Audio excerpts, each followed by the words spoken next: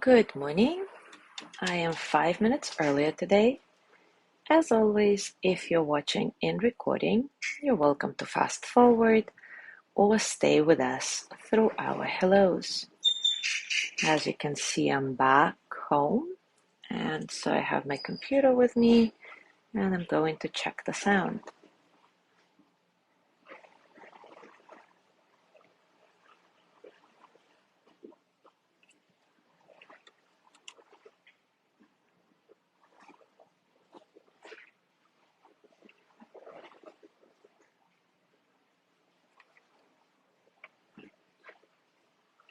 Through our hellos. Okay, the sound seems to be okay. That's good news.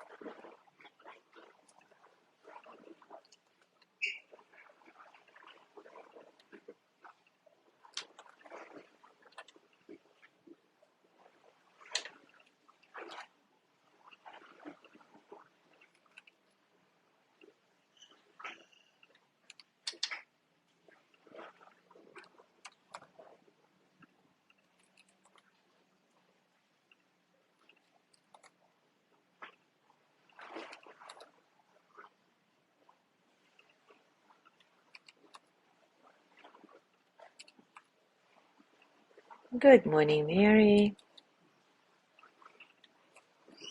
Just tagging you, but I see you found me without any tagging. Good job.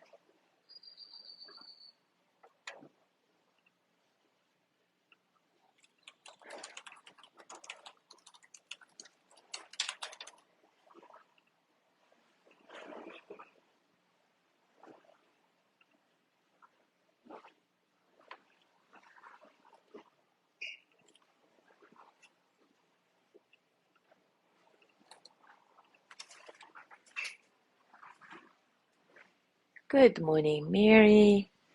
Good morning, John.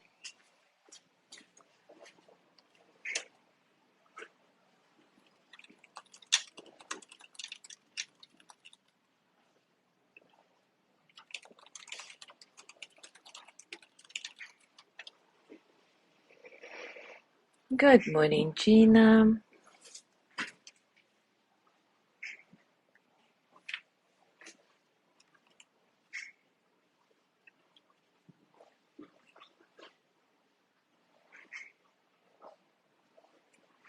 It's good to be back. I came on Monday, but yesterday all day from 8:30 a.m. to 8:30 p.m. I didn't have electricity, so that was fun. Good morning, Maria. And unfortunately, it is becoming a thing, this no electricity. In the past several months, it happened like 5, 6 times. So I don't know what's going on. It has never been that long. 12 hours was a bit brutal, but for 3, 4 hours, it happens regularly. I do not like this. But anyway, it's time for us to start. And last time, when we discussed the stories that affect our life, whether we created them consciously or unconsciously, I promised you to look at how we can start rewriting these stories. So let's begin figuring it out today. Sharon Salzberg writes, as we construct our identities, we tend to reinforce certain interpretations of our experiences, such as, no one was there for me, so I must be unlovable. These interpretations become ingrained in our minds and validated by the heated reactions of our bodies. And so they begin to define us. We forget that we are constantly changing and that we have the power to make and remake the story of who we are. But when we do remember, the results can be dramatic and turn our lives around completely.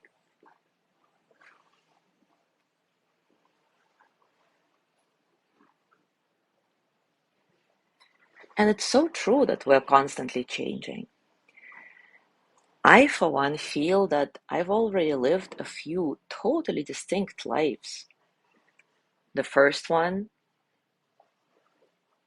in the Soviet Union as I was growing up. Then the Soviet Union collapsed, and life became very different for everybody involved. And we all had to change in one way or another in order to adapt to this new reality. So the second life for me was in Russia when I was 19 and up until I was 23, when yet another third life began after I moved to the US following a love at first sight, later known as my first ex-husband. Then the fourth life rolled in when I married another man and totally changed my domestic behavior, thankfully to the better. And then, when he left me, I started my fifth life, first traveling the world and then moving to Cozumel. So I've lived at least 5 distinct lives. And I bet if I think some more, I could dissect it even further. And believe me, when I look at myself at 19, I literally cannot believe it was me. She seems like a completely different person, which I guess she was, or I was. I don't even know how to phrase it, but you get the idea. And I'm sure you have also changed more than once in the course of your life. So take a moment to reflect on that now and consider that if you changed just like that, totally unconsciously, or maybe consciously, what can you potentially do with the story of your life if you put your mind and heart to it? I'll give you a minute to reflect on that, and then we'll proceed to our loving kindness practice. Enjoy this reflection.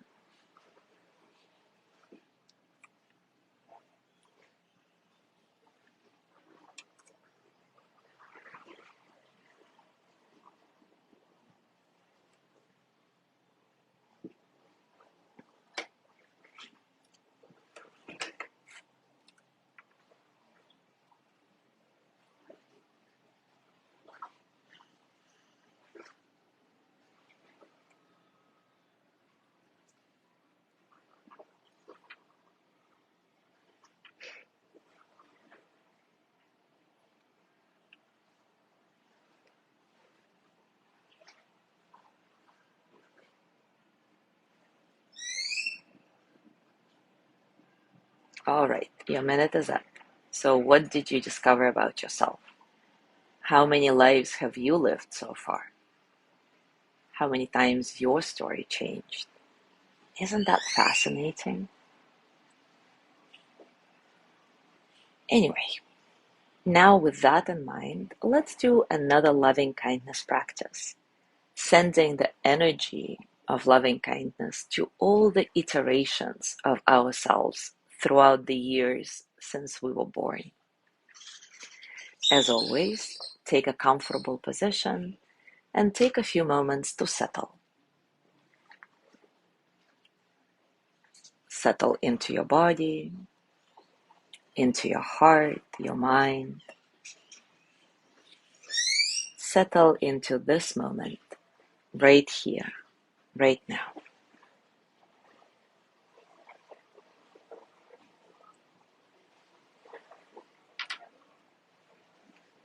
Let your breath be nice and soft, completely natural.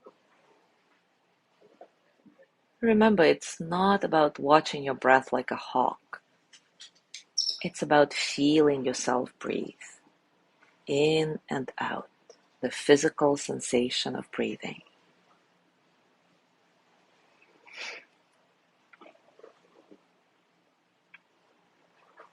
Easy, no struggle. Letting all the experiences of the present moment, physical sensations, thoughts, emotions, flow through you as energy.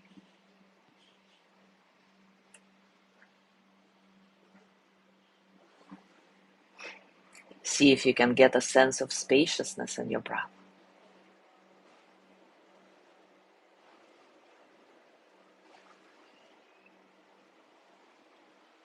And now think of the person you were since the moment you were born and until the first real change occurred for you. Your first life, so to speak. Remember yourself during that period of time and start sending loving kindness to that person.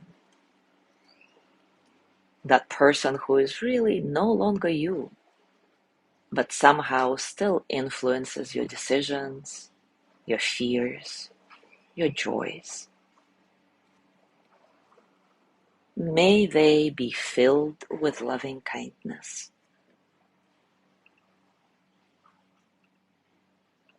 May they be well in body and mind. May they be safe, protected, at ease. May they know deep, natural peace.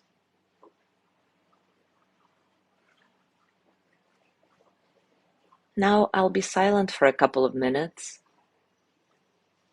while you continue repeating this phrase over and over again, this verse over and over again, going through all the lives you've lived so far, sending loving kindness to each iteration of you in this time-space continuum.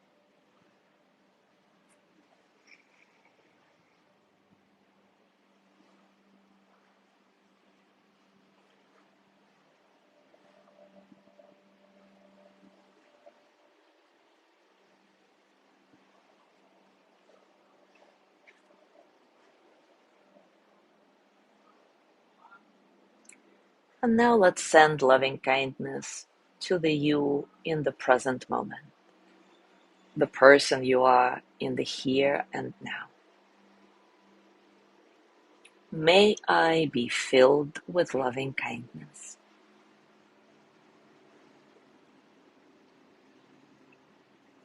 May I be well in body and mind.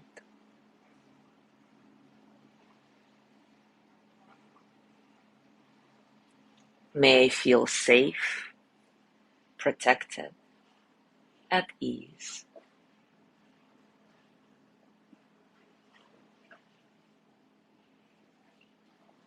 May I know deep, natural peace. Repeat the verse one more time for yourself, giving it your full, kind attention, and then gently let go of the practice.